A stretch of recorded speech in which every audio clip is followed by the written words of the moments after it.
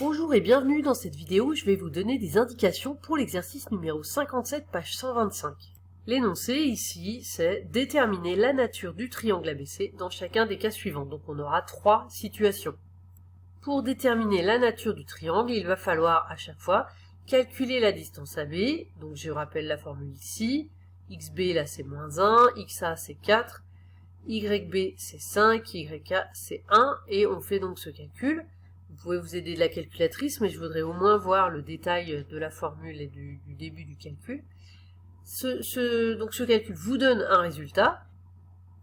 Donc ça nous donne la distance AB. Vous faites la même chose avec AC en remplaçant XB par XC, YB par YC.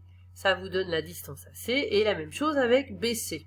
Ça vous donne donc les 3 distances, les trois longueurs du triangle.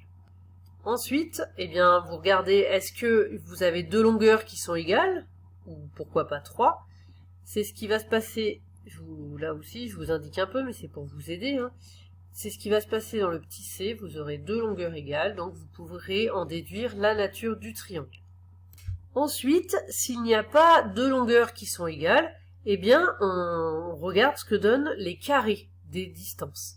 Donc on regarde AB au carré, par exemple, si on a trouvé AB qui est égal à racine carrée de 12,5, alors AB au carré, eh bien, c'est ceci au carré, c'est-à-dire que la racine carrée s'en va.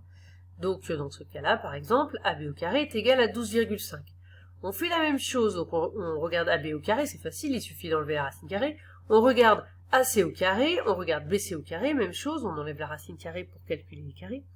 Et si on a le fait que 2 carrés, quand on les ajoute, donnent l'autre distance, la dernière distance au carré, eh bien alors dans ce cas-là, on pourra appliquer la réciproque du théorème de Pythagore et en conclure que le triangle est un triangle rectangle. C'est ce qui va se passer dans le petit b. Donc tout ça, il faut bien justifier.